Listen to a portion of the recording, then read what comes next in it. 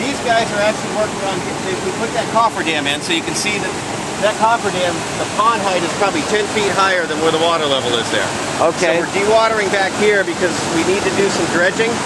And the best way to do this dredging is to do it in the dry. You stand the least chance of mobilizing sediments and having any problems. So okay. we'll dry this whole thing out and then remove all the sediment on the far side of the dam, right in front of the intake chambers. Okay. What I'm working on over here is we recently replaced this unit, which has been vandalized and it was rotten and needed to be replaced for probably 20 years. Yes.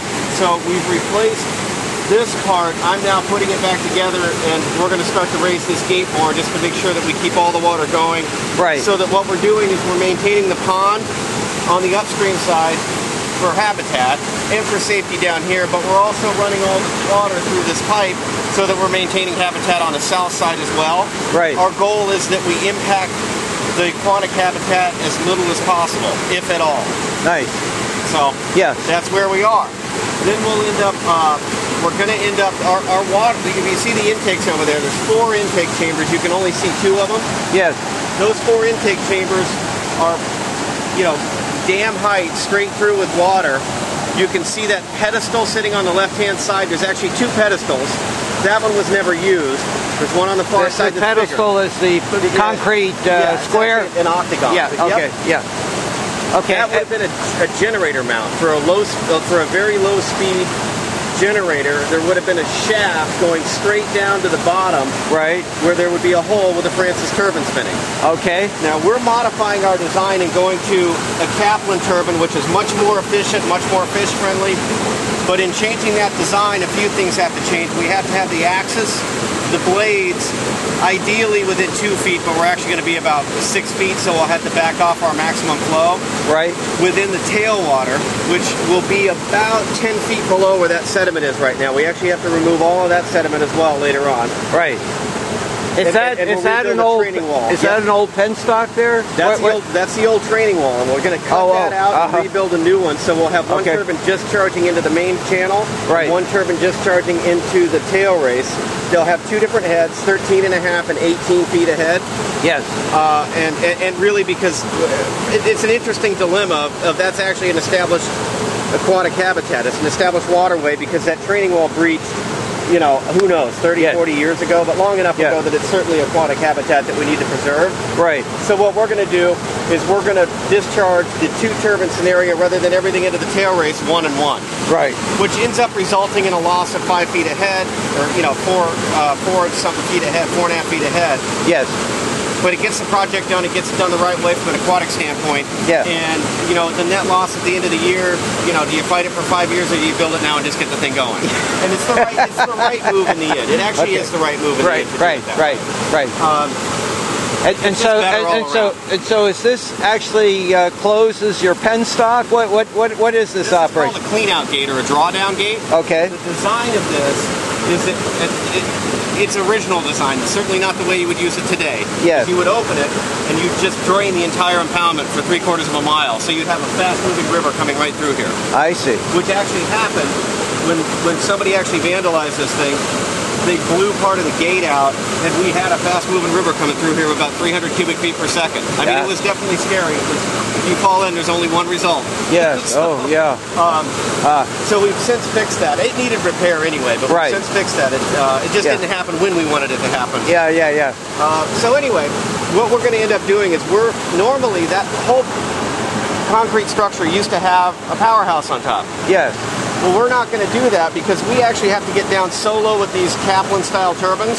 Yes. And they're belt-driven, which has these particular belts have a huge efficiency in that they're very quiet, and they only have a 3% energy loss, which is unusual. Yeah. What has to happen though is that we have to get all of that equipment down, generators, everything down near the tailwater. Yes. So we're going to build a powerhouse inside of that. So we're going to dry out the last 35 feet, put a floor in so that there'll be 6 feet of water, then a floor, then there'll be something like 11.5 feet of room above you, with a 3-foot raised section that'll be a flood wall and a removable roof for taking big equipment in and out if you have to. Now your actual head here is about 15 feet. We'll be 13 and a half. over here, 13 and a half at Q max and 14. It's actually 13.49 and 13.99. Okay. But we run about a half a foot of head loss between minimum and maximum flow. Right. In the tail race, we'll be running from 17 and a half to 18 feet, again with the same half a foot of head loss. I see. It takes about a half a foot of driving head on a level, with a level tail race going all the way out. It'll take a half a foot of driving head to actually push the water out. Right, right. So how is it that suddenly you're getting 12% more efficiency by redesigning this? It was an interesting problem, and I think I haven't found anybody who's ever seen this done before. And there were several things that we did. One, we found the drawings from 1887 and 1907 to find out the original excavated bedrock depth. That told us that they had been as deep as we need to go. In fact, I think that they had been about a half an inch deeper than we need to go. Again, we're talking about some old surveys, but we're pretty confident with everything we're seeing that that's accurate. The biggest change, about 7% of that change, results in this training wall that's breached. It's in terrible condition, but that became an opportunity. Putting the turbines into two channels became an opportunity. The turbines that we're running run down to a very, very, very low operating range, 21 and 24 CFS for the low and the high head respectively. So what we ended up doing is you end up, during low flow periods, you have to maintain, and the way our water quality certificate is written in particular, any flow below 75 cubic feet per second, I think, we're divided evenly. There's another dam over there. The river actually is forking around the island that we're on. I see. So we have an 80-foot dam there, an 85-foot here, and then we have our tail race. The division of water will be 1/3 each for everything below 75 cubic feet per second. Yes. So at 60 cubic feet per second, we need to put 20, 20, and 20. Right. Okay, because this will, again, this training wall will seal off the tail race from the main channel. So you have turbines over there too? No. That's just that dam actually just helps to maintain the impoundment, and during high water like Irene, you end up flooding the island between the dams, and you end up with a 700-foot dam. Right. Which is pretty cool, actually. Because it hits a certain height here and never goes any higher. I mean, the site really was made to manage water and I'm sure that was through a lot of trial and error in the late 1700s. We need to build it again. So we eventually got it right. So anyway, what we did is you end up having to run these conservation flows, which 20 cubic feet per second is below the operating range for both turbines. Okay. So now when you really think about that, you're wasting 40 cubic feet per second. So what we did, again, it was very unusual, is our training wall is, rather than coming out where it is now, it's going to come out in the center of the building, because that'll divide the two turbines.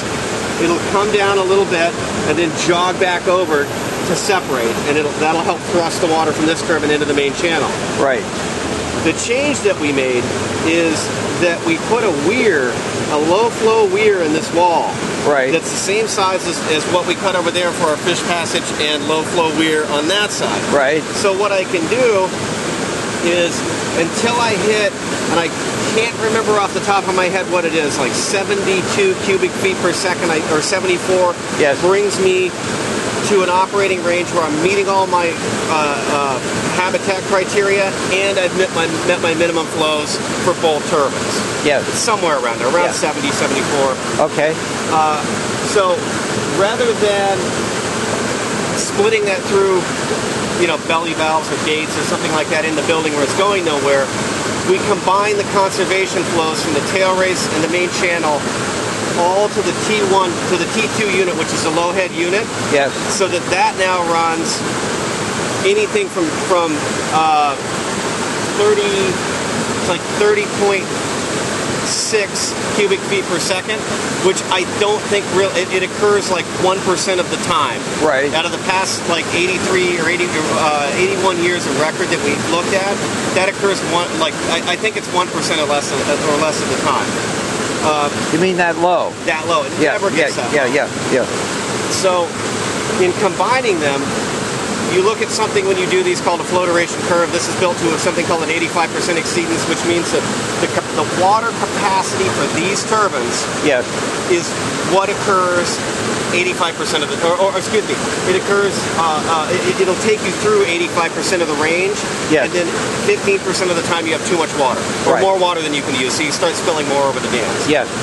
So it's a little complicated, but backtracking from that, in that flow duration curve, we were operating, I want to make sure I'm remembering this correctly, we were operating something like 74% of the time we would be operational. Doing this in combination with one other change that we made makes us operational 99% of the time. So we picked up, just with that change to the training wall with a weir, we picked up 19% of the flow duration curve. And then we picked up another 5% with another change that we made. Nice. So we picked up 25% more generation. Now it's really, it's low-end junk energy. So 25% only equates to something like 6.87% more, or 20% equals 6.87 in the end, because you don't have, you're really low flows on water. So you're generating power, but you're not generating 360 kilowatts. You're generating you're not generating the same amount of power as you would be. So. I see. Okay. All right. Well, and so have you become your own expert in terms of what ANR needs and is interested in demands, or have you assembled a team of fish experts and aquatic I think whenever I try to do something like this, I mean, I like to think that I become expert in collaborating with ANR. I have a lot of people that I really like working with, and I think we go in early, we say, rather than saying, what don't you want to see, let's talk about what you want to see. They've got an important job to do, and respect them. I'll tell you an interesting story. When these guys were put in the coffer dam, called Porta Dam, and they hold the patent to doing this all over New England. They're the guys that put in these dams. They got here and they said, where does this water come from? This is the cleanest water we've ever seen. Wow. So ANR has a job, and they do a good job of that. Right. Well, Nice. That's fine. That's what we pay them to do. So we come in and we really try to ask them right from the outset, what do you want to see? What do we need to address here? I mean, there's going to be a whole battery of small issues, but what are the big things? Good. Do we need to deal with watering that river, which is what we did over there, because that was actually an ephemeral river. It was dry 17% of the time. Also happens to be really good spawning ground. So let's water that year round. Let's go in and try to let's leave the situation with the water quality better than when we got there. So, which actually is in the spirit of Vermont's 401 regs, is you have to deal with the anti-degradation. You're not supposed to make it worse. But that doesn't mean that you can't make it better. And I think that we agree on that point. And I think that they see that I'm open to that. And it's not like there's just an unlimited amount of funding here. But we can do things responsibly and set a good example, and I think that we all agree on how that should be done. Just the general approach of collaboration. And there's still people we call. There's a lot of people. I like to actually bring in we brought in Sierra Club Trout Unlimited. Like, we started bringing people in early on just to get them involved. If you have an opinion, now's the time to talk about it. I don't want to argue later that we didn't do something because we didn't know about it. Exactly. So let's talk about it. And actually, I think it was a fellow, I don't even know if he did it in official capacity, but he gave us the idea for the weir on the other dam, which later was brought up by the state. But it was a good idea. He was a local guy that just, I think he actually builds access for the handicap to be able to fish. So, and he had a really good idea, and we did it. I haven't seen him actually to thank him. I don't even know who he was. He just happened to be here. So. Well, and you brought in the fish group, the Vermont Fishermen Association. Not specifically, but they were all copied on everything. There's certain people we talked to very specifically that have like David Dean, and I don't know if he still is, but I think he was the rep for Trout Unlimited here. I think he's the steward of the Connecticut River. He's certainly, and he happens to be a representative, and I think he chairs the Fish and Wildlife Committee, so he certainly is going to be involved in the project. So I think we sought him out with the help of our local representative, Brian Campion. We said, okay, Brian, can you help us get a meeting with David? We sat down with David, and very quickly Smart. He started, rather than to fight the project, he actually was like, wow, this is pretty neat. Right. And that was actually I really enjoyed that meeting. He was a very nice man. We recruited a woman, Patty Bonder, who loves the fish and actually lives right beside Crystal Lake Falls. Her property, and her husband's abuts it, and she fishes right in the falls. Plus, in a lot of other areas, has a website and the rest of it. But we deliberately recruited her so that we would be sensitive to fish issues. When A&R came to Barton to talk to us, one of the people referred to where your penstock starts as being the blender. Do you have some? Is the technology now so good that you can kind of keep the fish, 5 feet away or 2 feet away of keeping them from going down your penstock? Well, yeah, you can definitely do that. I mean, we actually didn't have to address that because we didn't have. I don't want to say we didn't have anything to fix. The design in here, I mean, our openings. Yes. You figure there's 4 openings. Our approach velocity of water, I could swim out of, and I'm no Olympic athlete. So, I think we're down to I think we're about 1.06 feet per second. It's very slow. So fish can easily swim to it, away from it, and you keep small enough trash racks that actually acts as your fish guard as well. Right, yeah, I see. So yeah, we have very slow approach velocities, which is actually beneficial given the short run, because you don't want to end up with air coming in, you end up with vortexing and cavitation and all these other things. Neat.